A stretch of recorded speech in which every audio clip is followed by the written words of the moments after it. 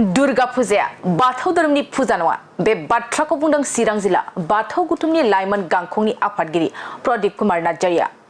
गावबा गावनि धोरोमखौ फालिनायनि गेजेरजों लाइमोनफोरानो गावबा गावनि धोरोमनि सानथौखौ साननानै होनो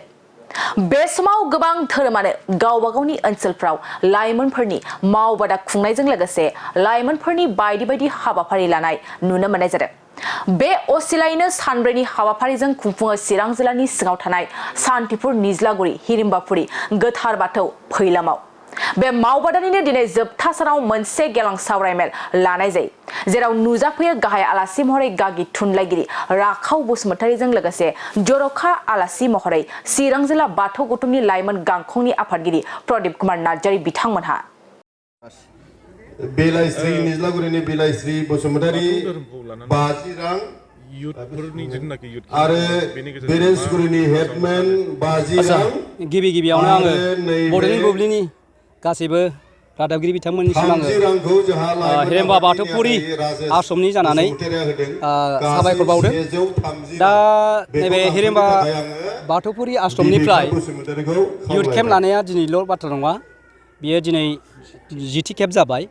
आरो बिनि मेन थांखियानो जाहैबाय दानि आथिखालनि जे लाइमोनफोरखौ जाहा धोरोमनि बिखय बिराद मिथिनांगौ दङ जिहेतु मानि दानि आथिखालावहाय अनेक मुवाजों बिथांमोनहा बावगोमनानै थायो दा बिनिफ्राय जोङो धोरोमखौ मिथियोबासो बिथांमोनहा अबे मोजां अबे मा गाज्रि बेखौ सायख'नानै लानो हायो दा बिनिखायनो जोङो लाइमोनफोरनो धोरोमनि बिखय जोङो फुरा मिथिनो थाखाय बे हाबाफारिखौ लाबोबाय थानाय जायो आरो बाहाय अनेक जोङो एक्टिभिटि लानाय जायो बेनो जाहैबाय कालचारेल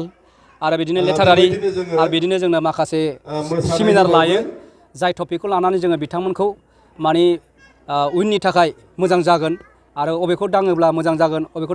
दाङोबा गाज्रि जागोन बिथांमोनखौ सायख'नानै लानो हानायनि बिनि गेजेरजों जोङो माखासे बिथांमोननि सायाव जों सावरायो आरो बिथांमोनहा जाहाथे माने धोरोमनि फारसे मिथियोब्लासो गाज्रि खामानिखौ मावनो गियो बिनि थाखायनो जोङो लाइमोनफोरखौनो जोंनि जिथु मानि फिउचार होननानै जों सानो आरो बेनो जाहैबाय जोंनि बेंक बेलेन्स बिथांमोनानो जोंनि सम्पति बिथांमोनखौ जोङो नस्थ' जाजानो बादों दा बिथांमोनखौ जों इसोरनि फारसे धोरोमनि फारसे मिथियोब्ला जाहाथे बिथांमोनहा दावगानो हायो आरो मोजांखौ सायख'नानै लानो हायो बेखिनिखौ लानानै जोङो नैबे हाबाफारिखौ खालामबाय थानाय जायो आरो माखासे लाइमोनफोरखौ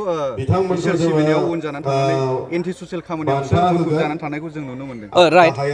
दा आथिखालावहाय बांसिनैनो लाइमोनफ्रा बे धोरोमनि गियाननि आंखालावनो बे एन्टि ससियेल एक्टिभिटियाव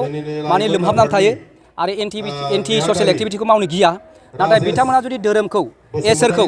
मोजाङैनो मिथियोब्ला मा बुस्थुखौ मावब्ला मा बायदि जायो साजा मोनो बेखौ गिनानै बिथांमोना मावा आरो आथिखालावहाय बेनो धोरोमनि आंखाल जानानै फैदों धोरोमनि गियाननि आंखाल जानानै फैदों बिनिखायनो लाइमोनफ्रा बे खामानियाव मावदों ओंखायनो जोङो बेखौ दाजाथों बेबायदियाव जाहाथे आगान दाहोथों बेखौ लानानै जों बे खामानिखौ लाबाय थानाय जायो आरो बिथांमोनहा बेबायदियाव जाय मानसिया बाहागो लायो बेबायदि ससियेल एन्टि ससियेल एक्टिभिटियाव बाहागो लाया मोनसे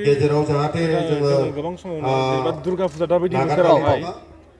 लाइमोनफ्रा नै बेफोरबायदि हाबाफारियाव फैयालासेनो बे फुजा मेलाफ्राव बेरायनानै माबा माबि जाथाय जानाय मानाय बेफोराव गोदोसोनायखौ नुनो मोनो बेनि सायाव मा बुङो नंगौ बेयो दा आथिखालावहाय हयथ' बेयो गार्जेनफ्राबो बेबायदिनो माखासे धोरोमनि फारसे लेहेम जानायाव गावनि फिसाफोरखौ गियान होनो रोङियाव बे बुस्थुआ जादों बांसिनै जोङो अबे धोरोमा सोरनि फुजा जेरै दुर्गा फुजाया जोंनि बाथौ धोरोमनि नङा बेखौ बिसोरो फारागथि खालामनो होनो रोङाखै आरो जोंनि माखासे धोरोम सिबियारिफ्राबो बेखौ रोङाखै आरो बेखौ जोङो मिथिहोनो थाखाय जोङो बेबायदि एक्टिभिटि लानायावबो माखासे लाइमोनफ्रा फैया बेबायदि लाइमोनफ्रानो बे धोरोमखौ मिथिनो रोङै मानसिफ्रानो दुर्गा फुजाया सोरनि आरो कालि फुजाया सोरनि बेखौ मिथिनो रोङियावनो बिथांमोनहा बेखौनो गावसिनि धोरोम होननानै थांनानै बाहागो लाहैयो आरो खिन्थु जाय मानसिया बेबायदि नैबेबायदि सेमिनार बेबायदि युथ केम्पआव बाहागो लादों बिथांमोनहा बेखौ मिथिसै आरो बिथांमोनहा थाङा दा खोब खम नुबाय दा बिथांमोनखौ जों सानो जिहेथु जोंनि बाथौ धोरोमा जोंना आलदाखा बे दुर्गा फुजा कालि फुजाफ्रा जाबाय हिन्दुनि दा बिथांमोनखौ जोङो खावलायो लाइमोन फंबाय बिनानावमोनखौ जों खावलायो जे लाइमोन फंबायमोनहा जाहाथे बे बुस्थुखौ मिथिनानै लायो आरो गावनि धोरोमनि फारसे जाहाथे गोसो होनानै आरो गावनि इसोरखौ जुदि सिबिबानो थार लामाखौ मोनो थार सोरगोबासखौ मोनो माने इसोरखौ मोननो हायो बिथांमोनहा बेखौ मिथिना लानांगोन नाथाय जोंनि बे दस्रा धोरोमनि माबाखौ फुजिनानैथ' जोङो बे बुस्थुखौ जोङो मोननो हानाय नङा आरो गावबा गावनि धोरोम गावबा गाव आरो गावनि आजै आवजोनि धोरोमा गावनि आजै आवजोनि धोरोमानो गावनि आंगोनि धोरोम दा बेनिखायनो आं खावलायो लाइमोनफ्रा दिनैनिफ्राय मिथिनानै लानाया गाहाम जे गावनि धोरोमाव गावनि इसोरखौ सिबिनायाव नांथाबो बाथौ धोरोमनि गुबै फुजाया मा? बाथौ धोरोमनि गुबै फुजा बाथौ धोरोमनि गुबै फुजा होनब्लाथ' मेला दं जोंना जेरै खेराइ होनाय जेरै गारजा होनाय जेरैहाय जोंना न'खर होनोब्ला जोंना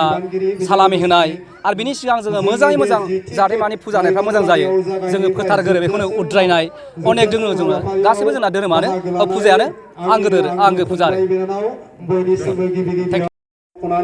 नोंथांमोनखौ जोंनि बे हिरिम्बाफुरि बाथौ गोथार फैलामाव बरायबाय दिनै हिरिम्बाफुरि बाथौ गोथार फैलामा जोंनि बाथौ सिबियारि लाइमोनफोरनि इयुनखौ नोजोर होनानै 10थि खेब लाइमोन बादा बेखौ जोङो खुंनाय जादों आरो बे खुंनायाव जोंहा गोबां थांखिफोर दङ मिजिंफोर दङ जोंनि इयुन जोलैनि सायाव बेनिखायनो जों माखासे बादायनाय हाबाफारिफोर लानाय जादों जेरै थुनलाइयारि आयदा बादायनाय सोंगाब बादायनाय कुइज कम्पिटिसन आरो हारिमुवारि आयदा बादायनाय बेखौ जों लानाय जादों आरो बेयाव जोंनि लाइमोनफ्रा खोब मैखोमै बाहागो लादों जों गोजोननाय फोरमायो जोंनि लाइमोनफोरनि सायाव आङो बेखौनो खावलायगोन इयुनाव बे हाबाफारियाव जोंनि लाइमोनफ्रा मैखोमै बाहागो लायो आरो गावनि जिउ दानायाव जाहाथे मोनसे आगानसे स्टेप बारायनो हायो आं बेखौ मिजिंथियो आरो बे आश्रम हिसाबै गोबां दासिमबो जेंनाफोर दंबावो बा बे जायगायाव गोबां जौगानायनि खामानि मावनांगौ दंबावो बे हिसाबै फैबाय थानाय समाव सरकारनिफ्राय मा आसा खालामदों आं बेखौनो खावलायगोन एसे हिरिम्बाफुरि बाथौ गोथार फैलामनि इयुथनि लाइमोन गांखंनि सासे मावथि हिसाबै जोंनि बिटिआर सरकारखौ जोंहा हिरिम्बाफुरि बाथौ गोथार फैलामाव माखासे इनफ्रास्ट्राक्चार डेभेलपमेन्ट जानांगौनि जोंहा आंखाल दङ दा बेनिखायनो जोङो सम आरो थासारिखौ नोजोर होनानै जोङो सिन्था खालामदों जाहाथे सरकारनाव जोङो माखासे आसनिफोर जोङो मोननो हायो बेखौ जों मिजिंथिदों जोङो सम आरो बोथोरखौ नोजोर होनानै जोङो सुजुग सुबिदाखौ लानानै जोङो जोंनि बिटिआर सरकारनाव जों माखासे इनफ्रास्ट्राक्चार डेभेलपमेन्ट खालामनायनि थाखाय जोङो हाबाफारिखौ बिथांमोना जों अनसुंथाइखौ बिगोन आरो आसा खालामदों बिथांमोना बाथौ धोरोमा जोंनि बर'नि मोनसे गुदि धोरोम हिसाबै जोंनि धोरोमखौ जौगाहोनायाव फुवारनायाव फेहेरनायाव जाहाथे जोंजों मदद होयो हेफाजाब होयो जों बेखौनो मिजिंथियो आरो सना रुफा आरो हिरानि जुवेलारि गाननो मोजां मोनग्रा सुबुंफोरनि थाखाय गोजोनथाव खौरां दासान्दि फुजा बोथोरखाय खम बेसेनाव फानगासिनो एमएससिबि जुवेलार्सआव सना रुफा आरो हिरानि समायना रमायना जोंख्लाबनाय जुवेलारिज एमएससिबि जुवेलार्सआव मोननो हागोन राजकोट जुवेलारि कास्टिं जुवेलारि कलकाता जुवेलारि मेसिनजों बानायनाय जुवेलारि आरो आखाइजों बानायनाय जुवेलारि लोगोसेनो हाबा हुखायाव गाननो थाखाय सना आरो हिरानि समायना जुवेलारिसफोरखौबो मोननो हागोन एमएससिबि जुवेलार्सआनो दं क'क्राझार सहरजों नांजाबनाय क'क्राझार रेल गेटनि साखाथि वार्ड नं 5 बिबेकानन्द फर्टआव एमएससिबि जुवेलार्सजों थोंजोङै जगाजग खालामनोबो हागोन 9954273079 जानबुं अनजिमाया